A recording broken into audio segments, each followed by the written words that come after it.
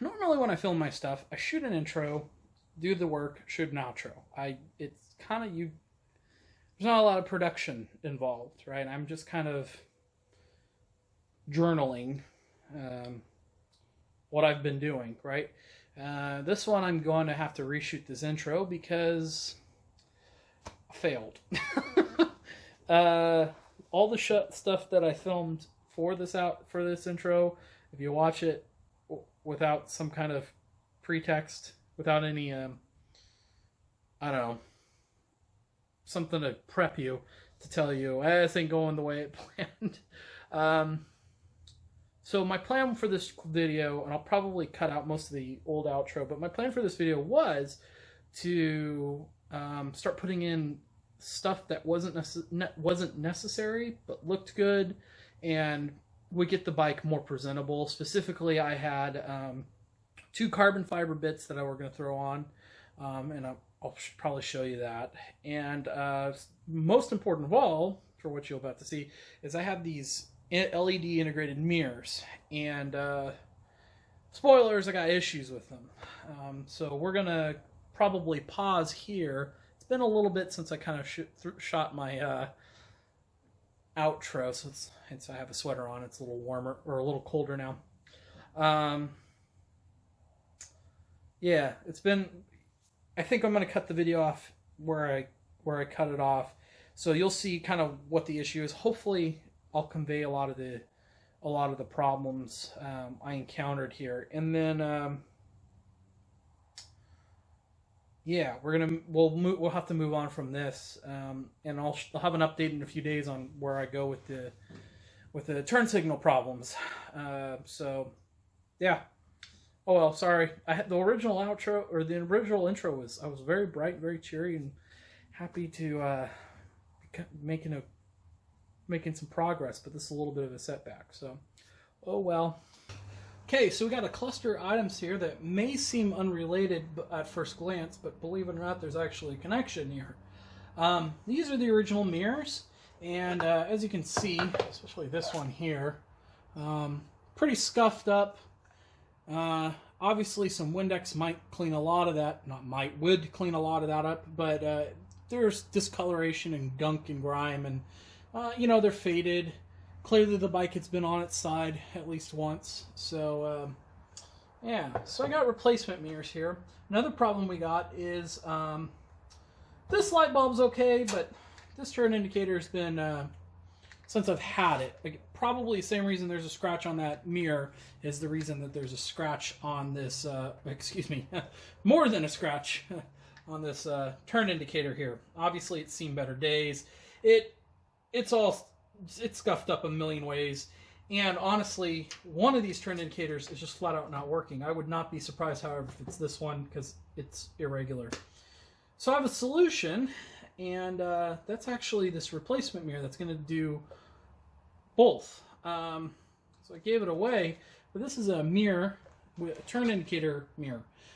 Integrated, it's aftermarket, obviously. I think I got them from Germany. I got them on eBay. If you Google turn indicator mirrors, Ducati, 916, 748, 996, 998. You'll find them. And they were not that expensive. I think I paid $100 for them. Very affordable. Not stock. Usually I've been trying to keep things as pretty close to stock as possible. You've probably, if you've watched any of my other videos, you know that I'm not a big fan of dorky mods, but I think this is a very functional mod. It looks fairly close to stock. That was one of my key conditions, even though the stock mirrors are, I'm not going to call them useless, but they're the next step up from useless. I like the way they look. I like the black. And my first bike had turn indicators in the stocks, and I really liked the look. My first bike was a Gixxer 600, and it had that. It was much more substantial, and actually, if I could, I was actually looking for bigger ones, but this is all I could find. So yeah, I got these. I'm really excited. So that's the connection there. And then there's actually a third piece that I'm going to take care of. Again, there's a logical flow to all this. So we've got mirrors, we've got that, we've got the turn indicators, and if you've ever messed with one of these bikes, or if you haven't, this is the point, obviously, where the turn indicators mount, but they have a function to them, and that is these are actually your air intake runners. So they go along the front of the bike. Your triple tree sits, right there. So the front of the bike, your headlights are up here, sits in here. And I got one other item for these, and that is a carbon fiber cover. Again, eBay item. And I've actually already cheated. I know that these are going to be extraordinarily easy to install. I'm going to double check to make sure that they're safe. But these things have been discolored, gross, and nasty when I got them. And then the idiot who's been working on my bike the past couple months, that guy has at one point accidentally got a little bit of brake cleaner on them, and discolored them a little bit. Not disastrously so, but they really do need to be cleaned up. So anyway, instead of painting them, I got these covers. Which, funny thing about this is I've said it now already, cover and not a replacement. The reason that's kind of funny is because if you know anything about carbon fiber, the goal of carbon fiber is to save weight. And these are going to, for purely cosmetic reasons, are going to add material. It's carbon fiber, it weighs next to nothing. It'll look sexy as can be, but this is gonna, this is like kind of ironic, it's gonna add weight. Whereas carbon fiber's like selling point is that it loses weight. It doesn't matter. It's not a race bike. And again, the person riding the motorcycle obviously could stand to lose a few pounds. Portions of an ounce added to this for purely stylistic reasons are not going to make any what difference whatsoever. I could take a big poop and lose more weight than taking those off. So, and the bike will look gorgeous. So, another piece I got, one last thing, and unfortunately it breaks with my flow here, is this other bit of carbon fiber. And this is going to go on the key guard. The key guard is extraordinarily scratched, beat up, and so I bought this thing to cover it up. And it is going to hide a lot of sins that are around on the gas tank. So, let's get to it. Start getting our work on this thing. First thing we need to do is install these onto here and also on the bike. So let's go ahead and I'm going to go ahead and crimp it on. Don't need to film it because you've already seen crimping before. I lied. I said I'm not going to film it. I meant I'm not going to film all of it, but here's one.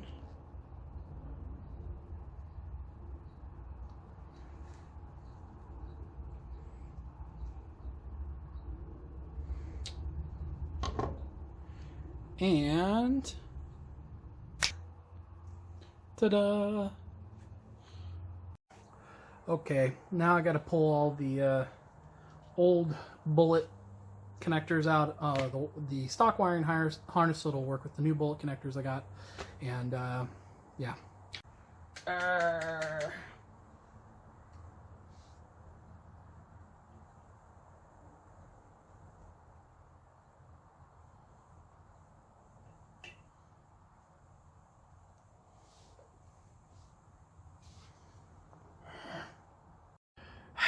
Well, these shitty little connectors aren't working. You can see they've been crimped. These were attached, and I just gave it a little tug and they came right out. I don't know. I'm gonna just have to go back to AutoZone and buy a different set, but crap. Okay, let's try this again. This time I've got, they didn't have bullet connectors, so I'm just gonna use these spade connectors, but thinner gauge, so hopefully it's good. Well, didn't work. These pre-insulated bits, these pre-insulated pieces they're like they call it insulation, but this stuff is like, it's like hard plastic, and it's too hard, and it's just not crimping well. So, and the wire's pretty thin wire. It's probably thinner gauge wire than even this stuff is. So I'm gonna just leave it. The store's closed. I can't go back, and it's closed for tonight because of the limited hours for the bug that's going around. So we'll try it again tomorrow. Okay, so I sat down for the evening, I reassessed, and I realized that I was using my crappier wire strippers, so I went and got the better ones out. These will make a bit of a solider crimp. And I also went to a different store. It's the same brand, about the same stuff that I bought before, but of course it's the thinner gauge wire ones, and the rubber / plastic housing around it. The insulation is definitely fresher because it's bending easier. So I've already crimped the bike. I'm going to get it tried again on the indicator mirrors here. There we go, 4 solid connections. Much better this time. So I got hung up again on this little wire here. Fucking around with these crimpers for a bit. Splice into soldered wire, give me plenty of real estate, and I'll cut off what I don't need. But we're going to start with this and get this wire, because if it gets up in here, got a bit of an issue. So I'm going to delicately pull away this covering, and then tackle that wire.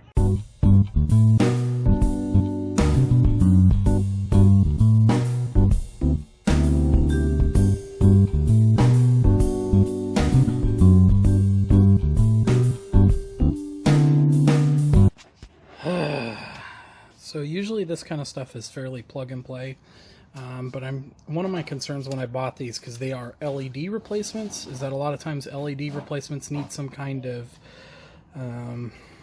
like an adapter, and because there were no special instructions or anything clear about them when I got these replacement parts, I assumed that the adapter would be some kind of electronic gizmo inside the part. And now I'm beginning to worry that maybe it's not, because when I turn the, let's see if I have it wired right now. Bike's on, and they're not pulsing.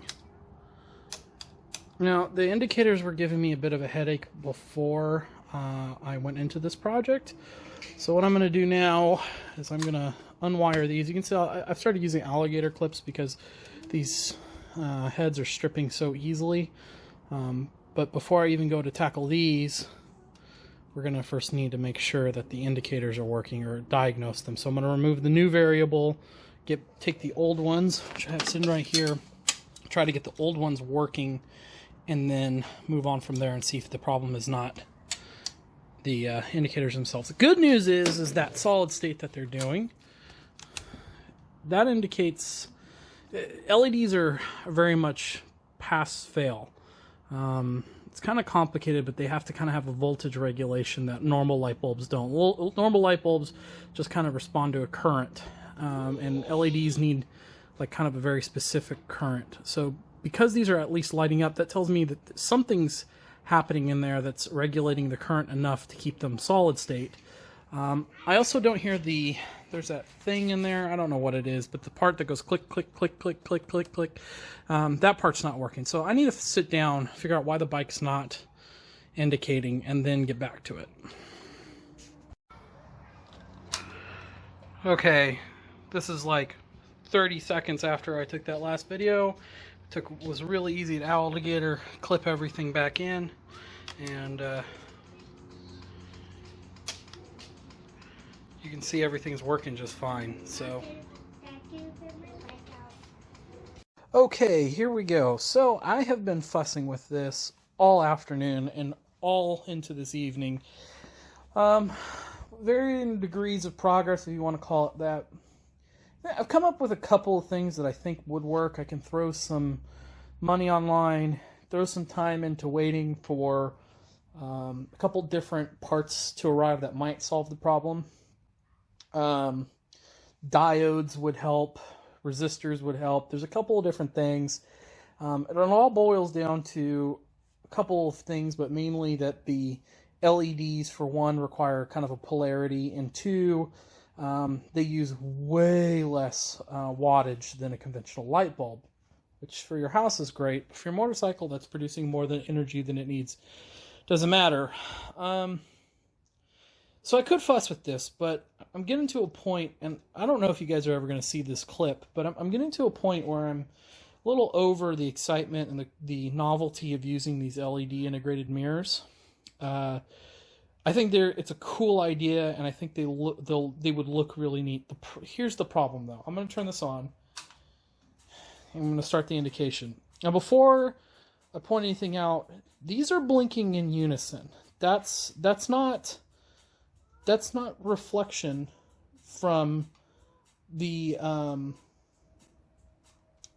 light. That's what the LEDs do. And so if you're looking at this from my perspective of you want this to be as safe as possible, I'm a little obnoxious. I'm the dad who runs out and tells the kids to go put the helmets on. I'm the not cool parent, and I always wear all my safety gear, and I think the turn indicators are they're there to keep my ass safe. These things are dopey and old school, but this is kicking this thing's butt. I mean, this kind of comes down to that whole thing I always talk about. I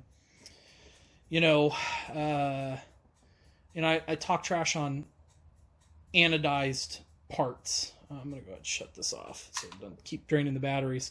I talk trash about, anodized parts and how they look junky and sun-faded. And really what I get down to that kind of thing is, what I'm really trying to say is, aftermarket cutesy stuff is not always, in fact, it's usually not as good as what the original engineers who are really, really good at what they do design. And this is a great example of that. Of course, bikes with turn indicated mirrors, modern Ducks have that. I think starting with at least the 1098 had it and beyond. I'd like to salvage this if I could, but I don't think I'm going to be able to. I think I'm going to have to just keep the old mirrors rocking, maybe hunt eBay for some fresher looking ones, and stick with that, because this is just so much brighter. And that also brings up the issue with the rear. I'm going to go ahead and pan the camera over, but in fact, let me move the camera over here. I'm going to turn the light back on, drain our battery. Let's see if this is even signaling right now. Oh, you know what? I got this unplugged.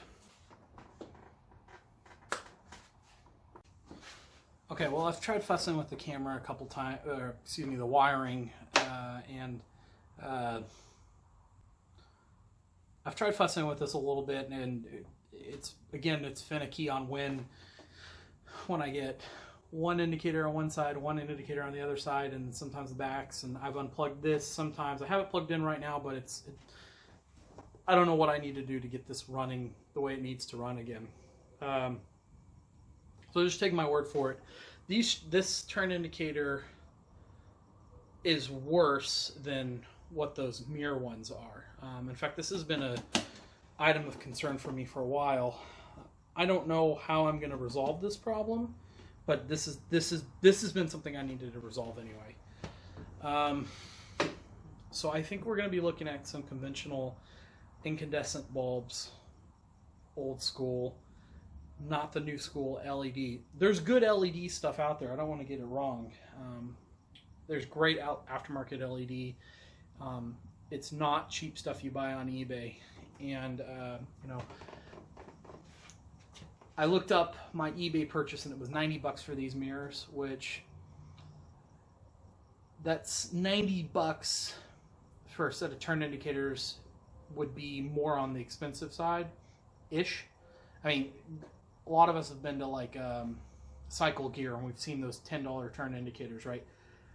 So to give you an idea, I think you're looking at some nicer turn indicators there, but they also came with mirrors, which makes it more on the cheap side. You know what I mean? Because you're not just looking for that price.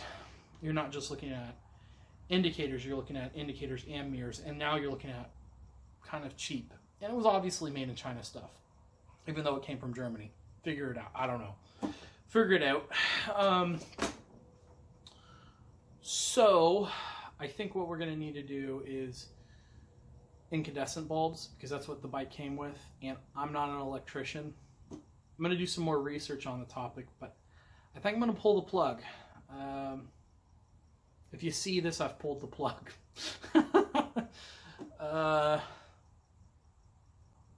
Yeah, so I think I'm going to pull the plug. We'll see. We'll see what you see on this video, and then I'll have to reshoot some, but I don't know. Anyway, I'm thinking YouTube production shit. You guys don't care about that. But yeah, we'll see how this one goes. We'll call this one a failure. I think this is the first time I've ever like hard failed at a project, right? First time I've ever had to be like, nope, we're not going this route. But it's a lesson learned. I really want to do a little bit of riding, even though there's the lockdown stuff. There's nothing to say I can't, go to the store. The weather's starting to clear up. It would be great to ride to work on this thing.